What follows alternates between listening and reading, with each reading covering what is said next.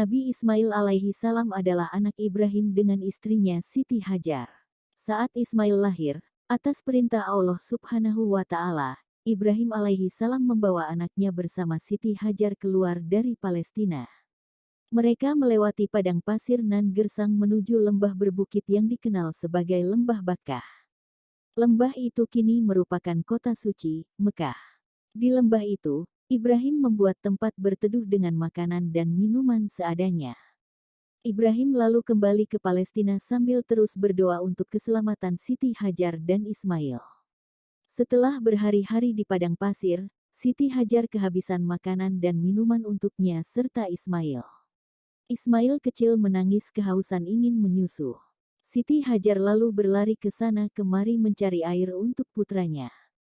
Dia berlari di antara dua bukit, Safa dan Marwah. Kisah ini menjadi asal mula rukun ibadah haji yang dikenal dengan sa'i atau berlari-lari kecil sebanyak 7 kali antara bukit Safa dan Marwah.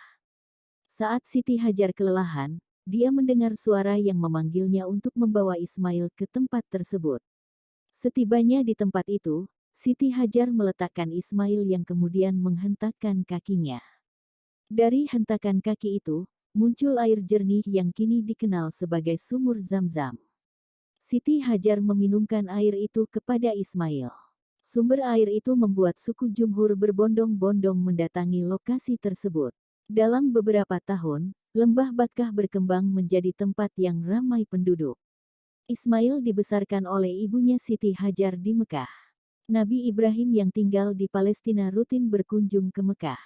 Hingga Ismail menginjak usia remaja, Nabi Ibrahim menyampaikan bahwa ia mengalami mimpi buruk. Nabi Ibrahim mengatakan bahwa Allah memerintahkannya untuk menyembelih Ismail. Ibrahim lalu meminta pendapat Ismail. "Hai anakku, sesungguhnya aku melihat dalam mimpi bahwa aku menyembelihmu. Maka pikirkanlah apa pendapatmu," kata Ibrahim. Lantas, dengan gagah berani, Ismail meminta ayahnya untuk melakukan perintah Allah itu. "Hai bapakku, kerjakanlah apa yang diperintahkan kepadamu, insya Allah kamu akan mendapatiku termasuk orang-orang yang sabar," kata Ismail. Percakapan ini terdapat dalam Al-Quran Surat As-Saffat ayat 102. Dengan penuh ketaatan, Ibrahim melaksanakan perintah Allah. Ismail meminta ayahnya untuk mengikatnya dengan tali dan menajamkan pisau agar tidak meronta dan kesakitan saat disembelih. Ismail juga meminta agar pakaiannya diberikan kepada Siti Hajar sebagai kenang-kenangan. Sebelum penyembelihan, Ismail dan Ibrahim berpelukan penuh haru. Ibrahim pun memulai proses penyembelihan dengan menyebut nama Allah. Namun, pisau tajam yang digunakannya ternyata tak bisa menyembelih Ismail. Ismail pun meminta ayahnya untuk menyembelihnya tanpa melihat wajahnya. Namun, tetap saja pisau Ibrahim tak bisa menyembelih sang anak.